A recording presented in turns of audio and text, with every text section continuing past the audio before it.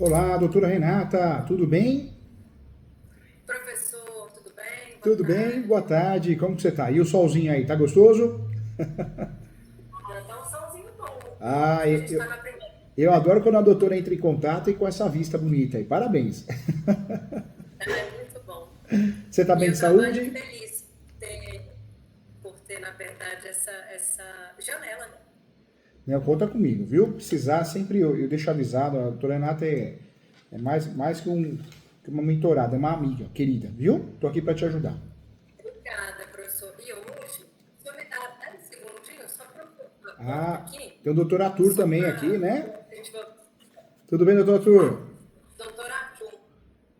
Doutor Opa, tudo Arthur. bem? Tudo jóia? Como o doutor está? Tá Tudo bem, bem? doutor Júlio? Como é que tá? Tudo certo? Tudo certinho. Muito calor aí? Como que tá o tempo Bem, aí? graças a Deus. Obrigado aí por me receber. Ah, eu que agradeço, doutor. Conta Rapaz, comigo, aqui viu? tá, o condicionado tem que estar boa. Tá, é, o tempo tá Se maluco tiver esse embaixo do tempo, né? ar-condicionado tá difícil. Tá difícil, né? Prazer, viu, doutor? Aí, Precisar sempre à Tá bem disposição, complicado se tá? tiver embaixo do calma. ar-condicionado aqui. É, não é fácil não. Sem ar-condicionado a Lógico. gente não aguenta, não.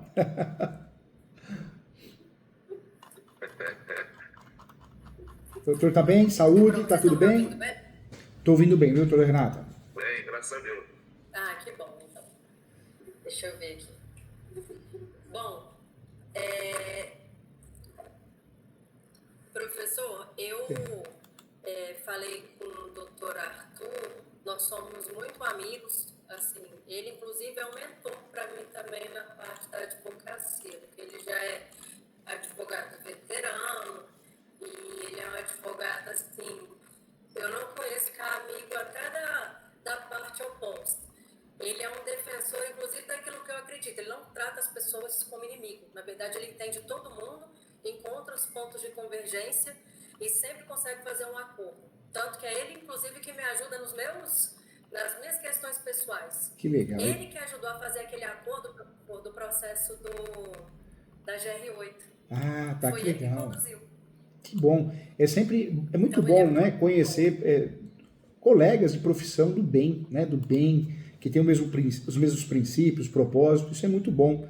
A gente percebe que a gente não está sozinho. Isso é muito bom. Muito feliz em conhecê-lo, viu, doutor? Ganhou um amigo aqui também, tá? Perfeito, agradecido, viu, pela recepção, viu, doutor Júlio? Eu falo de um mundo E, cheio de professor, o egos, que né? aconteceu? Oi? Um Bastante. mundo cheio de egos, a nossa profissão, um ego, muitas vezes o colega do outro lado acha que o outro é o inimigo. É tão bom conhecer gente do bem, né? É muito bom. A gente precisa quebrar, Precisa, né? precisa. Quebrar essas linhas aí. É verdade. O doutor Arthur, ele me convidou para um projeto de um cliente dele, que eu vou até pedir para ele falar um pouquinho melhor sobre o caso, mas está de frente a um grande desafio. E eu falei para ele, falei, Arthur, você precisa conhecer a qualidade e a genialidade do professor Sanches, que é uma pessoa assim que quando a situação é bem complicada, ele é sempre um... Como é que era aquele dos Power Rangers? Que era o cérebro? Ah, o Arthur sabe bem. Eu esqueci Não lembro não. agora, Mas eu mas sei o que você tá falando. quem é? Não, aí é a mesma coisa. Aí eu falei pra ele, e assim, ele acreditou na hora e falou, Renata, se você está dizendo então que é uma boa opção para esse desafio que a gente tem pela frente, marca com ele e vamos embora. Que Aí eu legal. trouxe ele até aqui. Arthur, se você quiser contextualizar um pouquinho para ele, e eu vou Tá, falar eu vou contextualizar. com a Tainá, professor, se o senhor permitir, Claro, eu vou claro. encaminhar o arquivo Tá bom. para ela, se o senhor quiser abrir aí para olhar o processo, tá bom? Com Pode mais mandar. independência. Pode mandar sim. Enfim. Doutor Júlio, então, deixa eu fazer um apanhado aqui para tentar nos ajudar a entender melhor o Tá bom. cenário e, de repente, fazer um diagnóstico melhor da que seria Eu a nossa tentativa. Nós temos agradeço, um doutor. cliente aqui com alguns CNPJs e trabalha no ramo de imóveis planejados, tá? Tá. Então ele já trabalha assim, ele já foi ainda um grande empresário, um grande empreendedor, desde os anos, salvo engano, de 2010 que ele trabalha no ramo. Ele teve um volume de vendas assim expressivo até 2016, 2017. E aí, por alguma razão ainda que a gente desconhece, nesse período aí ele deu uma rateada, começou a ter algumas dificuldades, a pandemia acentuou e ele busca uma retomada nesse momento, certo? Tem alguns imóveis em Brasília, entre eles um imóvel central e principal deles, hoje fica no CIA, não sei se o senhor conhece a região aqui de Brasília, fica no CIA, um imóvel avaliado em aproximadamente 16 milhões de reais.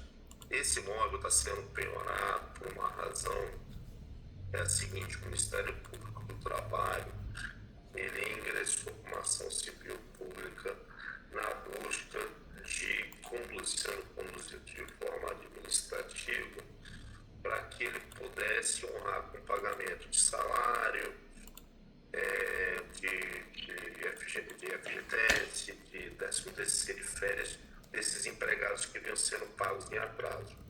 Ele fez algumas audiências, certo? Espartadas, salvo engano, entre 5 e 7 audiências para um ajuste em condução desses taxas, que no termo de ajuste precisaria ficar ali vinculado, obviamente, a cumprir essas obrigações.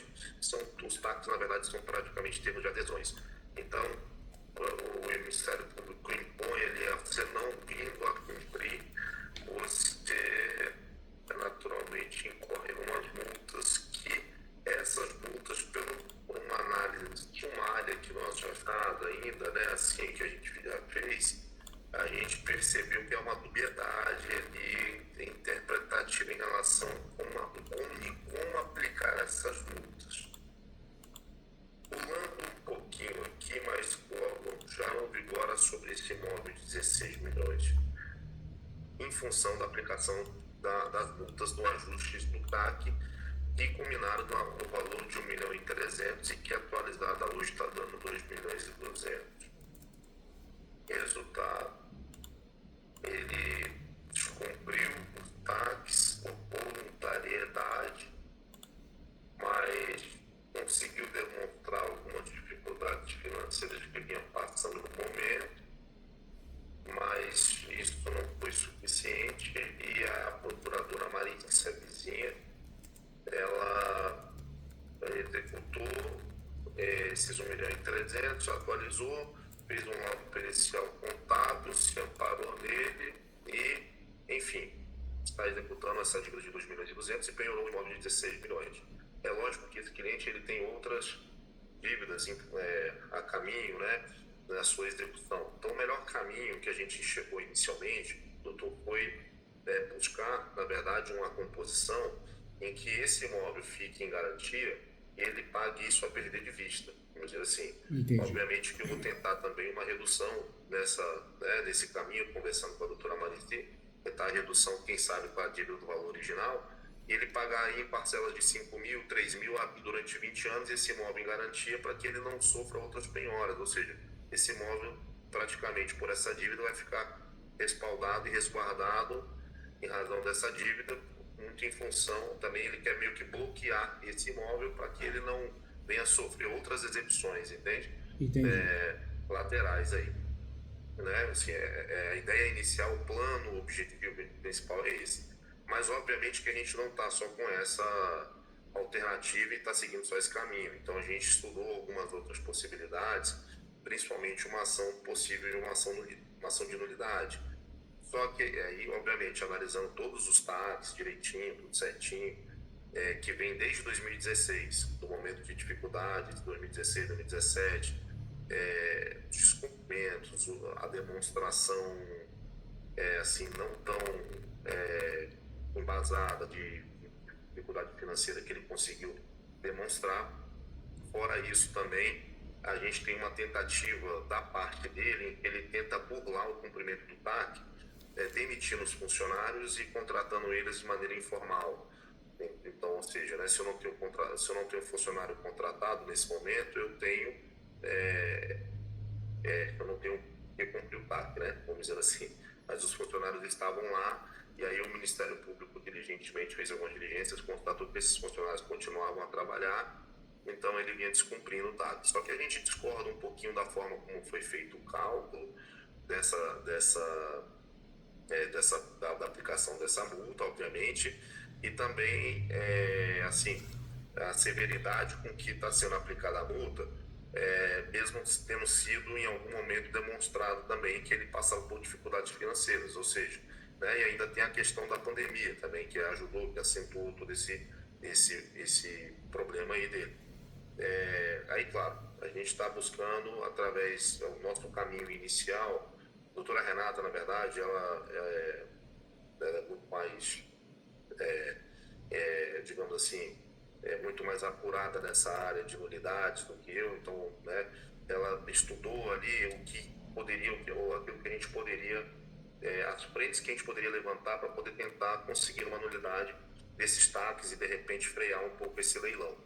E essa é a ideia principal, obviamente. Então, dessas frentes aí, a doutora Renata, acredito que ela está com as anotações dela, ela vai poder trazer para a gente aí um apanhado.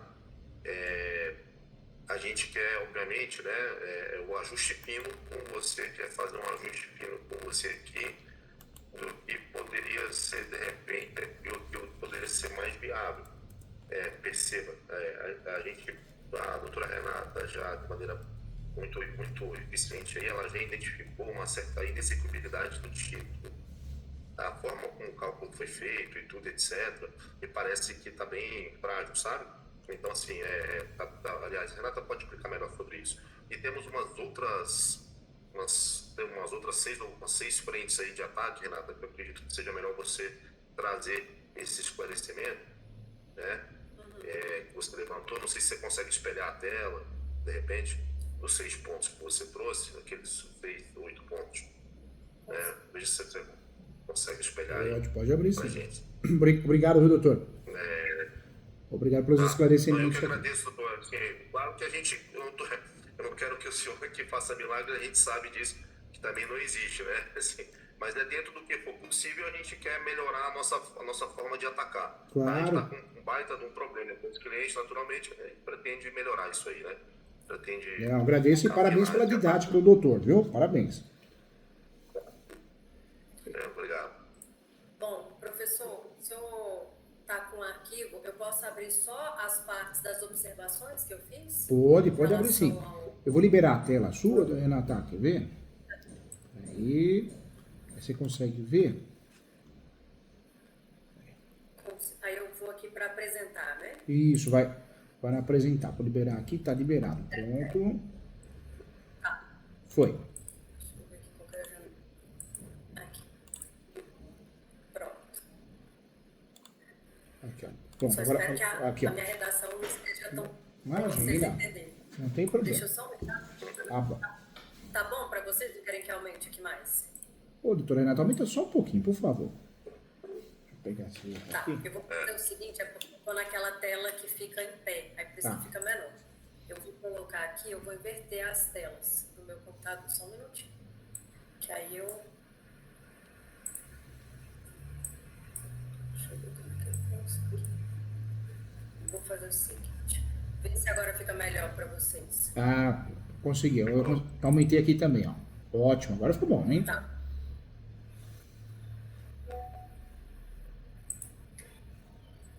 A estratégia de dar o próprio bem como garantia foi perfeita também, hein? Para travar, segurar, né? Agora a ação declaratória, Exatamente. muito boa mesmo. Para trancar, né? Para estagnar. Exatamente. O senhor quer que eu fale, professor, quais são os pontos? Pode falar, E doutora aí? Renata. Pode que eu vou fazendo Tá. a contra minuto aqui. Por ser uma matéria trabalhista, mas que envolve ali a parte de execução e o CPC de forma subsidiária, eu tentei trazer uma visão do que seria na correspondência ali da parte processual, para ver se a gente poderia mesclar algumas coisas. E aí, quando eu li o processo, o que eu entendi? Que, na verdade, o documento aqui, no cenário 1, a gente não tem uma redação clara no documento trazido pelo perito, nem mesmo pelo TAC, né, que foi proposto com o TAC número 75 de 2016. E lá, o que eu entendi? Que a obrigação e a discriminação referente à competência empregada, que, como eu menciono, da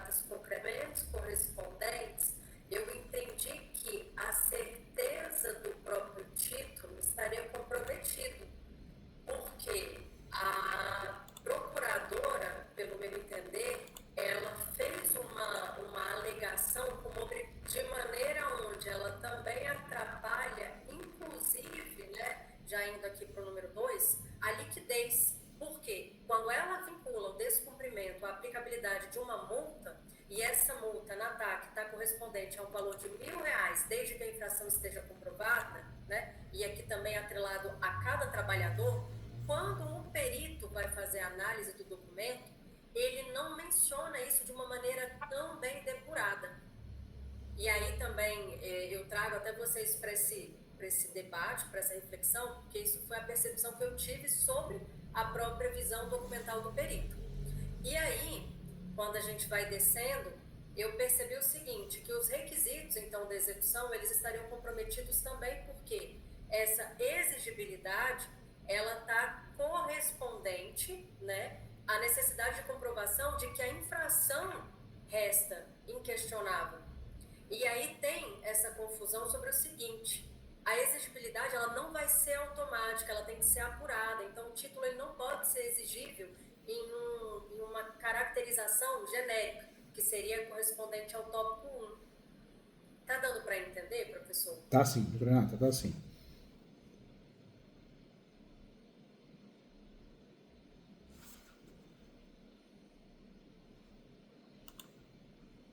Pode seguir, Antia. Travou? Acho que travou. Travou aí? Travou, Arthur? Travou. Acho que travou a dela, né? Travou. A câmera dela? Agora acho que voltou. Voltou. Voltou. A minha internet bendita, abençoada. Não tem E problema. aí, o que ficou também na minha leitura, porque eu não sou de trabalhista, professor, então eu tenho alguns entraves com relação a isso.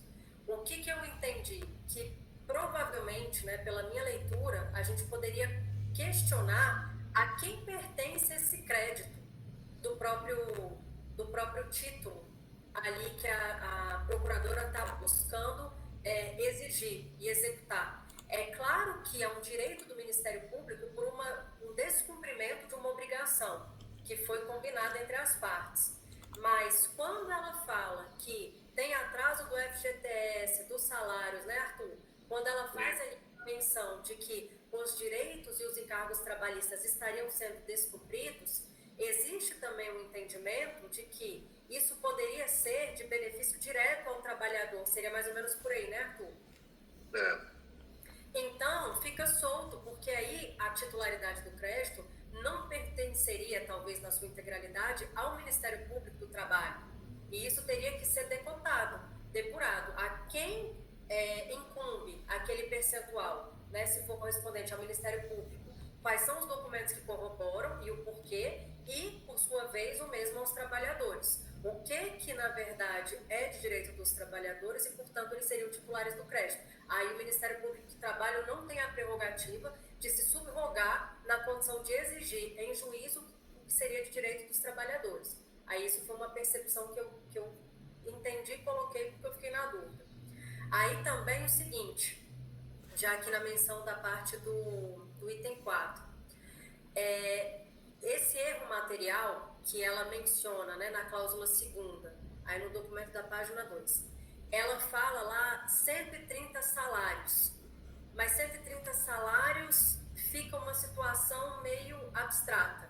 Ela, na verdade, é uma cláusula penal atrelada ao suposto descumprimento, ela tem uma natureza compensatória, ela tem uma natureza moratória, não sei se vocês também veem dessa forma. E aí, quando coloca ali, né, que o 13º, 130 salários, isso daí confere uma interpretação sobre a redação de maneira completamente abrangente. E aí também fica solto exatamente qual a função, né, dessa redação. E aí a vigência também determinada de um documento que não se consegue mensurar, ele atrapalha, inclusive, essa análise do que poderia ser, né, Arthur, que a gente entendeu, como uma possível prescrição. Eu não coloquei aqui, mas eu acho que eu coloquei mais embaixo. Porque eu mexi nesse documento tanto aqui quanto também nas minhas escritas manuais. E aí também tem a parte de que a própria cláusula penal, ela está muito mal redigida, ou seja, a estrutura dela está completamente ali tortuosa.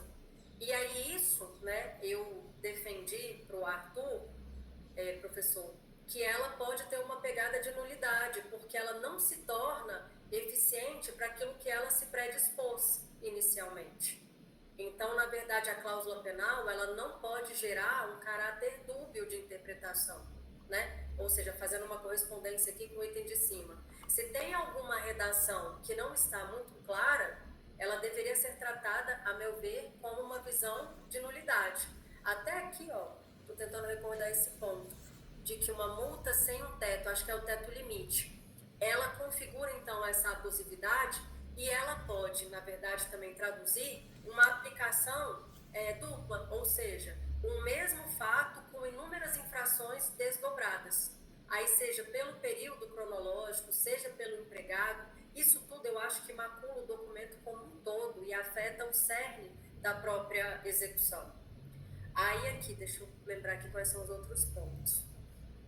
Essa parte do critério temporal, né, que a multa ela fica muito solta, ela não tem também essa vigência dentro do documento, né?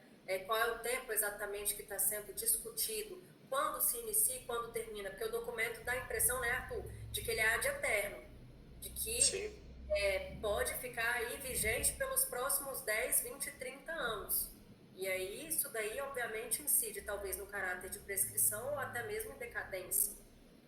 E aí, enfim, deixa eu ver aqui outros pontos, só para eu não falar muito, para a gente ver a sua visão também, professor. A fiscalização que foi promovida pelo TAC foi uma coisa também que eu entendi que macula a interpretação produzida no laudo pericial, que deu origem, inclusive, também à parte de execução, na perspectiva da procuradora. Por quê? A forma como o TAC, essa fiscalização da empresa foi feita em loco na própria empresa, ela atrapalha inúmeras leituras ali de obrigação, por exemplo, de trato com o responsável, de uma oportunidade, por exemplo, de comprovação daquilo que foi pago, daquilo que está sendo descumprido, né, Arthur?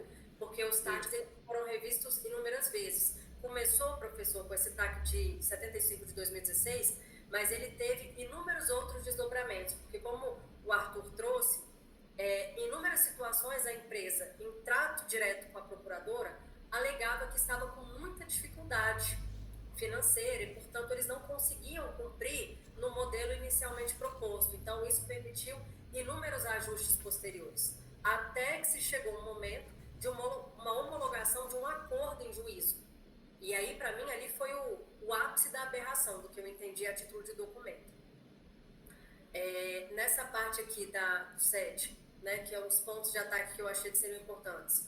Essa assinatura, que o TAC não traz as provas dos poderes que eram dessa pessoa chamada Ione, essa senhora, ela era uma contadora da empresa, né, Arthur? Meio que uma pegada um pouco irregular de representar a empresa. Travou, eu acho. Travou.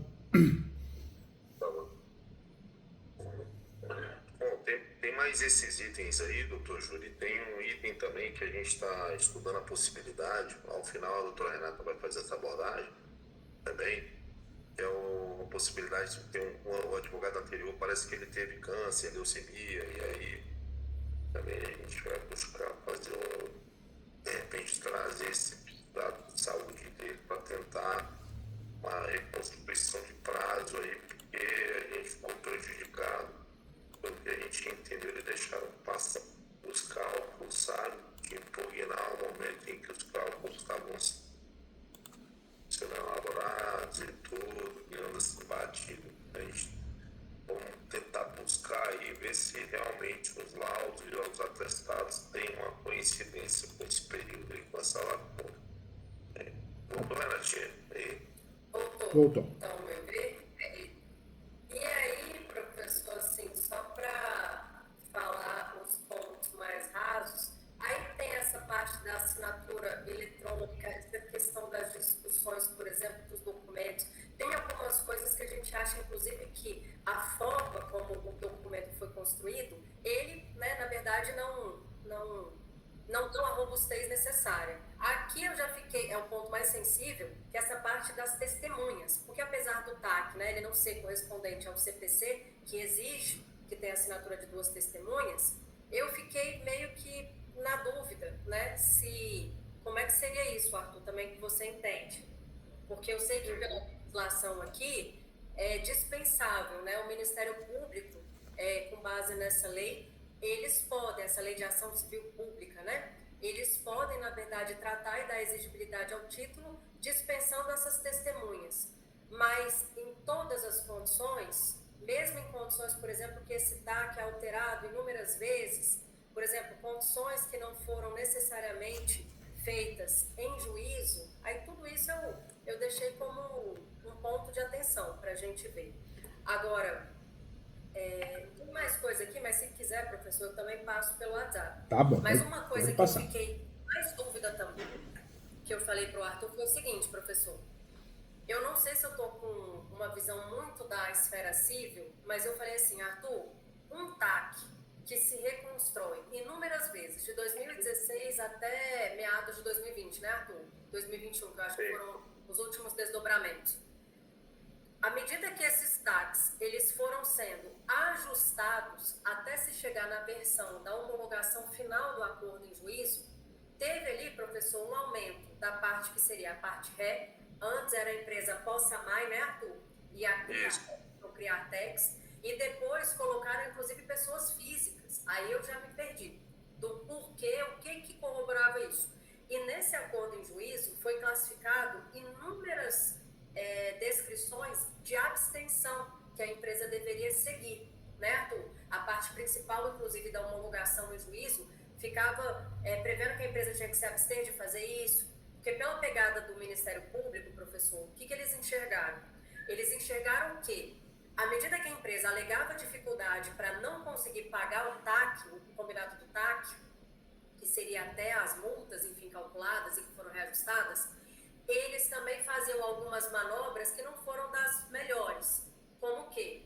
Demitia-se, né, Arthur, os funcionários, não pagava a integralidade dos direitos trabalhistas, ao passo em que uma outra empresa do grupo socioeconômico da família contratava como MEI. Então, o Ministério Público começou com algumas leituras de fraude.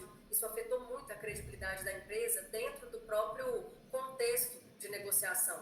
E aí, uma dúvida que eu tive, que eu considero até uma das principais, é a seguinte. Se a gente teve TAC, que foi reformulado novos TACs, até a homologação do acordo judicial, a gente poderia tratar, professor, como uma espécie de inovação da dívida, a ponto de, se a execução e o leilão judicial estão se escorando no primeiro TAC, 75 de 2016, e houveram modificações ao longo dos anos, isso daí não daria para derrubar, inclusive, os critérios de exigibilidade, liquidez e certeza do título, já que não se manteve algumas coisas ao estilo da multa? O primeiro TAC tem uma previsão de multa de R$1.000 por descumprimento. Dá para trabalhar sim, dá. Tratativa 30 mil. Dá sim. E os doutores, parabéns, porque os doutores tiveram uma visão jurídica forte. Só falta o quê? Reenquadrar isso às teses, inclusive as teses do TST.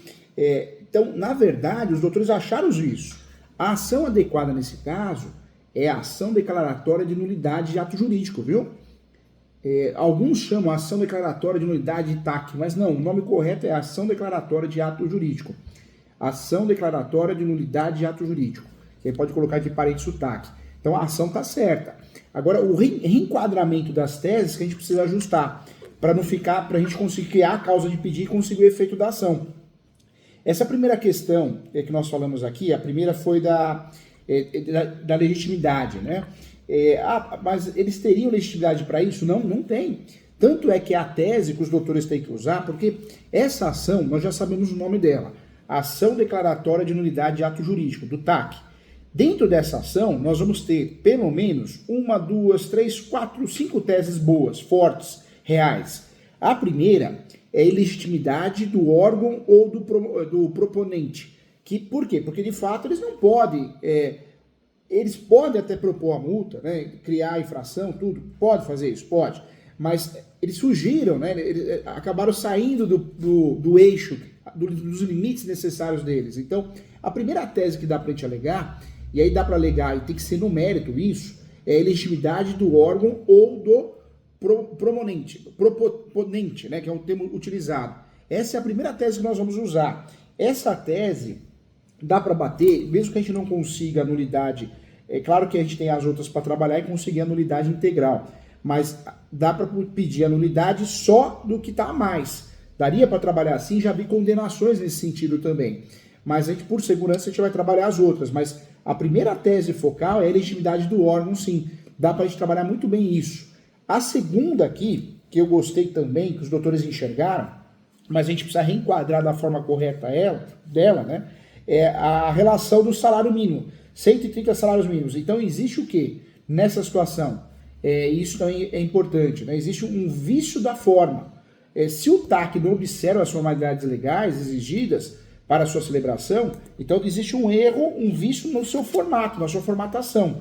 Então, a segunda tese que dá para a gente trabalhar aí seria o vício da forma. Então, a primeira tese, em caixa alta, dá para a gente trabalhar legitimidade do órgão. A segunda, do vício da forma, fato. A terceira aqui seria o quê? A incompatibilidade com a lei. A mesma coisa, porque a incompatibilidade com a lei a gente traria as duas situações. A primeira é que eles estão cobrando uma multa, estão punindo acima do que pode, do que deveria, e fazendo um nexo de causalidade, o TAC também não supriria o que foi feito. Também seria uma terceira tese importante. Então, nós temos 1, 2, 3. A primeira, então, ilegitimidade do órgão, dá para bater nisso. Normalmente essa tese a gente consegue o nosso pedido parcial, mas é uma tese que a gente tem que usar porque é real. A segunda tese do vício de forma, que é real, o nome é esse mesmo, vício de forma. A terceira seria a incompatibilidade com a lei, porque não pode o TAC fazer um acordo via TAC que seja fora da legislação, e foi isso que foi feito, tanto é que a gente não tem limite, né? E a questão dos 130 salários mínimos também torna incompatível. Então, isso deixa muito clara a incompatibilidade com a lei. Então, dá para trabalhar muito bem, porque não cabe uma revisão. Se não cabe revisão, o ato é nulo, anulável. E a outra tese que a gente não poderia esquecer também é a falta de observação ao caso concreto, né? Que vocês também enxergaram aqui. Você vê, vocês enxergaram os pontos principais. Os doutores tiveram uma visão jurídica muito bacana. Só faltou reenquadrar na tese correta. Essa falta de observação do caso concreto, porque é a mesma coisa. Nós temos uma situação onde eles acabaram fazendo um acordo acima do que poderiam fazer. Também dá para trabalhar nesse sentido também. E agora eu percebo aqui também que as cláusulas também desse TAC ficaram confusas, né? Vocês sentiram isso também, doutores? As cláusulas contratuais lá do TAC, com certeza, principalmente a da aplicação da multa. Assim, que deixou solto. Eu acho que, inclusive, assim, o ponto falho do processo, por isso que a gente está buscando, assim, como tese subsidiária alternativa, alinhar esse laudo e esse atestado do doutor lá que teve câncer, infelizmente, tudo, porque essa fase de contestar a forma como foi conduzido o cálculo é justamente deriva justamente da interpretação de duas cláusulas, que são as cláusulas de aplicação de multa. Então, e estão um pouco confusa, conforme a doutora Renata falou. Então, assim, sinto que isso aí também dá para a gente pegar bastante. Porém, digamos assim, eu estou fora do time, né, para poder questionar isso aí. Estamos, né, fora do time para poder questionar isso por conta de uma preclusão. Mas, por isso que a gente está tentando, doutor, acertar outros pontos para, quem sabe, pelo menos trazer esse processo para uma discussão mais justa em relação à multa, entende? Entendi. A aplicação da multa. Seria mais ou menos disso aí. Agora, o lado bom, doutor Arthur, que nesse caso, como nós vamos trabalhar com a ação declaratória de nulidade, não tem prescrição, né? Então a gente tem uma segurança em relação a isso. Se a gente trabalhasse com ação anulatória, ele entraria nos 4 anos, né? Então, como o fato que ficou definida a criação declaratória de nulidade, ótimo, a gente saiu desse risco, dessa linha de risco, então a gente consegue trabalhar com mais tranquilidade. Então nós temos aí, pelo menos, eu diria que 5 teses boas, hein? A ilegitimidade do órgão, porque de certa forma ele ultrapassou o que poderia fazer, o vício da forma do TAC, acho que está bem claro isso, os doutores enxergaram algo real, só enquadrando dentro da tese correta, e também, de fato, a incompatibilidade com a lei. E aí nós temos ainda a falta de observação ao caso concreto, porque é a mesma coisa, e aí daria para trabalhar também a questão da multa 130 salários mínimos, mas qual que é o teto dessa multa? E aí, por último, dentro dessa interpretação das cláusulas que foram confusas, os compromissos chamados inexequíveis, né? Porque quanto às cláusulas do TAC, elas impõem obrigações, mas não podem ser cumpridas devido a questões fáticas e jurídicas, né? Então, você vê, eu acho que está bem amarrado essa ação, hein? Não é uma aventura jurídica, é uma ação que costuma ser muito cara de honorários, né? Tanto é que nossos colegas cobram aí 50, 60 mil reais uma ação dessa, porque é uma ação artesanal, não tem copia e cola na internet, nem inteligência artificial consegue nos ajudar, eu falo, né? Não tem como. Ou seja, é artesanal pura, né? Essa ação é sofrida, os doutores é artesanal pura. Por isso, alguns falam, mas a ação nulidade é cara. É cara porque não é todo mundo que faz. A verdade é essa, não, doutora Arthur? A maioria dispensa. Nossos colegas dispensam. Falam, essa ação não cabe ao nosso escritório, acaba não fazendo. Por isso é bem cobrada de forma correta e justa. Mas os doutores hoje têm pelo menos aí 5 teses boas, hein? A legitimidade acho que é forte, uma boa tese, não é uma aventura jurídica. O vício da forma atrapalha em tópico e caixa alta.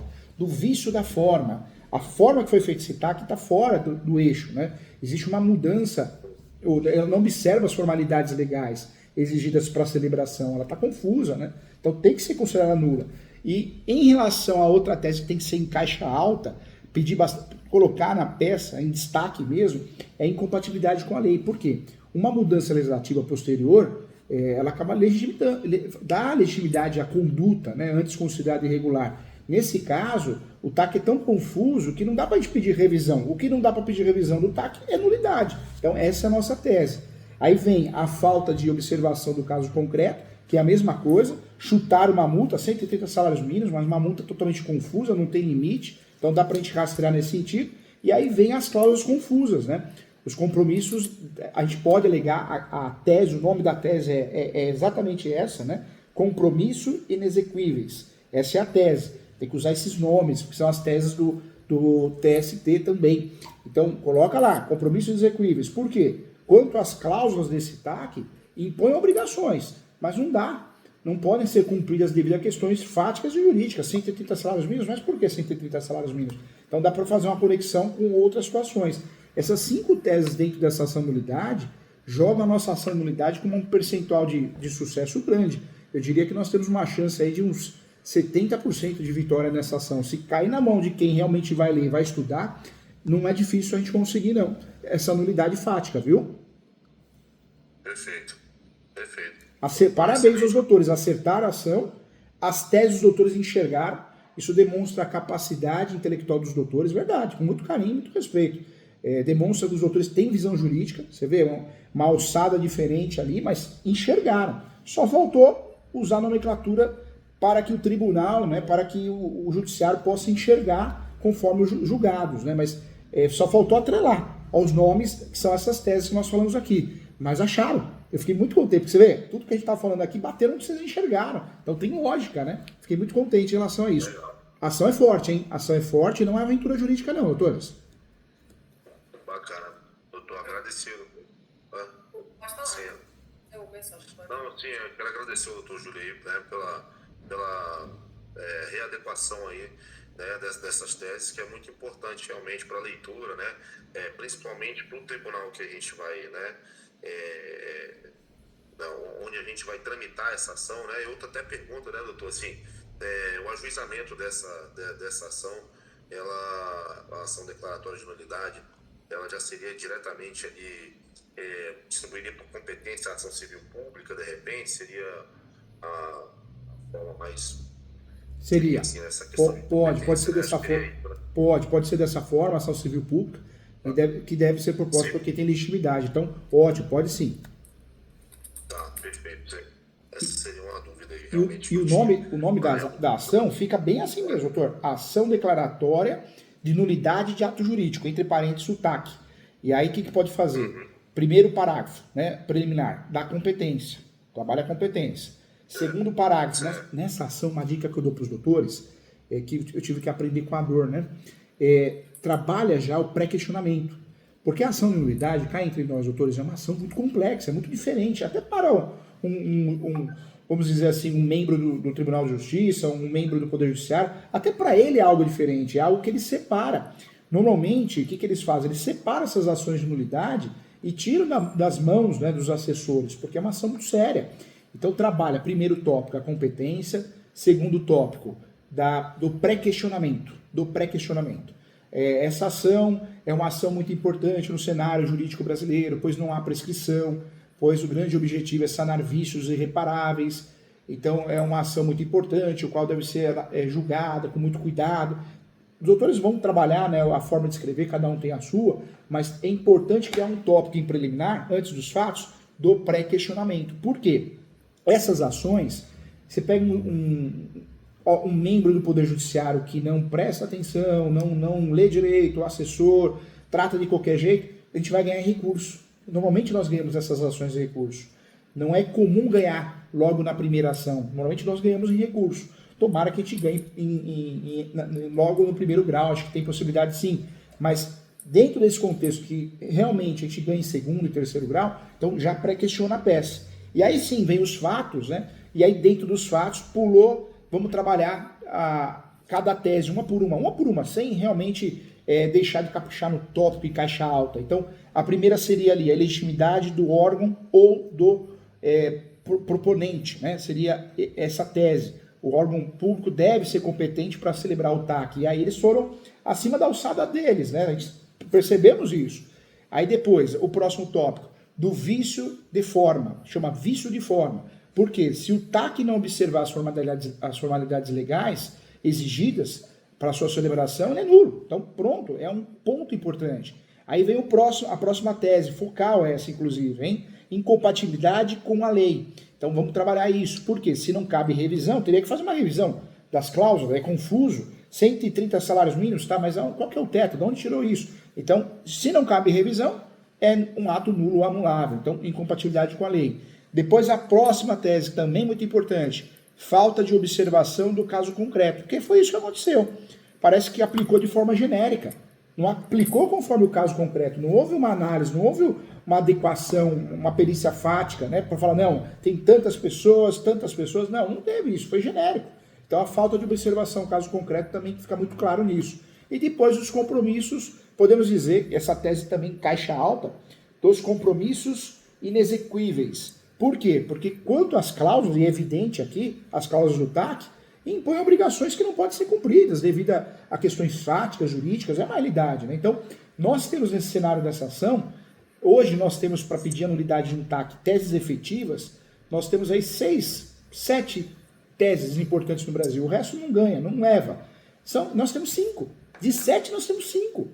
E aí daria para trabalhar a questão também que a doutora Renata falou, mas eu não usaria, eu acho que as nossas teses são tão fortes que eu não usaria algo para encher linguiça. Acho que é muito. A nossa ação pode ser mais adequada, ali com 30 laudas, e 20 a 30 laudas, e mais leve e certeira do que a gente encher com outras informações também. Perfeito. É isso. Eu entendo dessa forma também. Eu até achei, doutor, que a gente estava realmente assim no caminho, naturalmente, né? Conversei com a doutora Renata.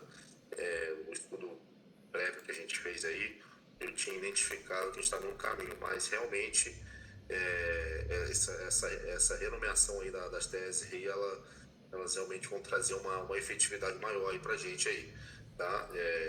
Eu acredito até assim, doutor, não sei se também se posteriormente, tá? A gente ajuizando a ação e tudo, e vindo, né?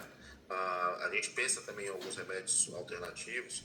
Não sei se o doutor concorda também. A gente tem ainda a oportunidade de impugnar o laudo de vistoria, só para ganhar tempo também. Assim, seria só para poder ganhar um tempozinho, acho que até um tempo para a gente poder alinhar a confecção desta ação.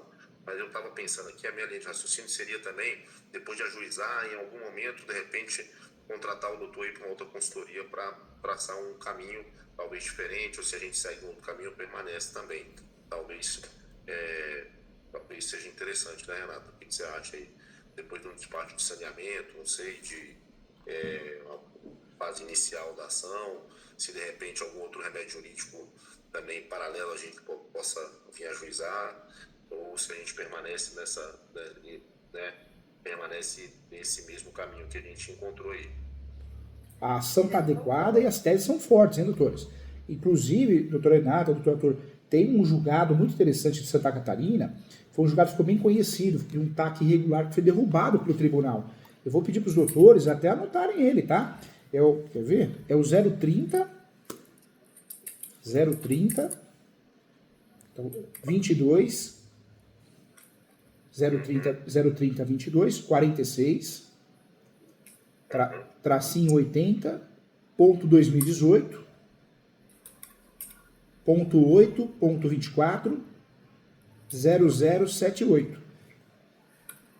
030 22 46 traço 80 ponto 2018 ponto 8 ponto 24 ponto 0078. Esse julgado ficou muito conhecido. Ele é do julgado de Santa Catarina, do Poder Judiciário de Santa Catarina, mas eu acho que ajuda os doutores. Eu usaria ele como jurisprudência. Por quê? Porque foi um caso que saiu na mídia, né? O TAC irregular foi derrubado pelo tribunal. É muito comum os TACs serem derrubados, mas esse ajudou muito porque envolveu um loteamento no sul, que tinha a ver com o governador, que tinha a ver com o prefeito, então ficou bem conhecido. E o judiciário sabe disso, né? Que essa nulidade ficou conhecida. Então, eu usaria esse. Mas é muito comum o pedido de reconhecimento de nulidade do TAC, e nesse caso específico não é aventura jurídica não, os doutores enxergaram algo real mesmo, viu? Algo real. Professor, uma dúvida que eu queria ver com o senhor é o seguinte: o senhor acha que em alguma condição poderia ser tratado que se o TAC sofreu ou não sofreu novação, poderia ser incidente uma prescrição? Já que o TAC é de 2016 e a execução só de 2021, né, Arthur? Só precisava bater os meses.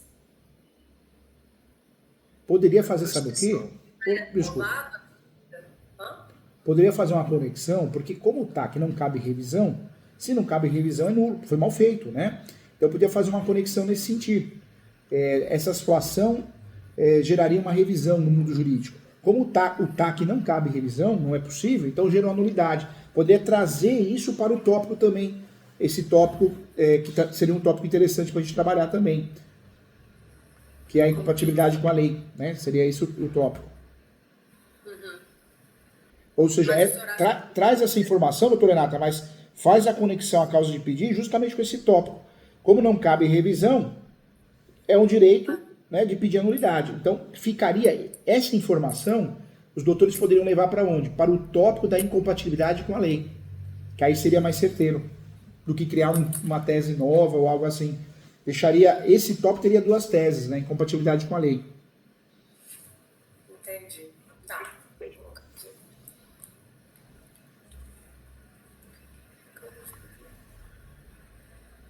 Porque a gente tem dois cenários, professor. Um é a gente tentar reduzir a dívida, né? Que foi o que você tinha dito lá atrás, da possibilidade da gente pegar, por exemplo, e essa atualização de 1.300.000 para 2 milhões e...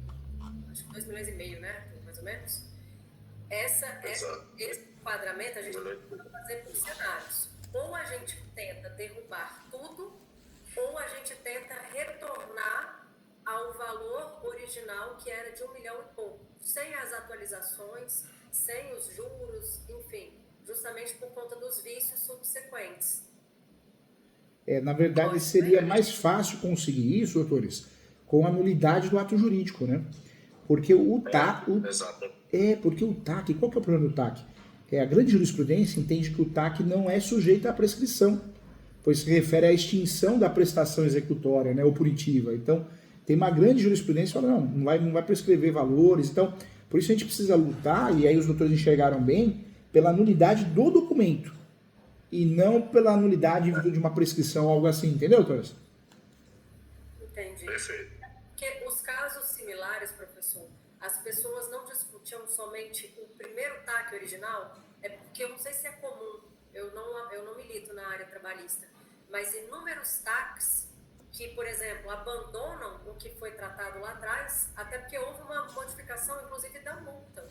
A multa começou por 1.000 e terminou no patamar de 30 mil. Entendi.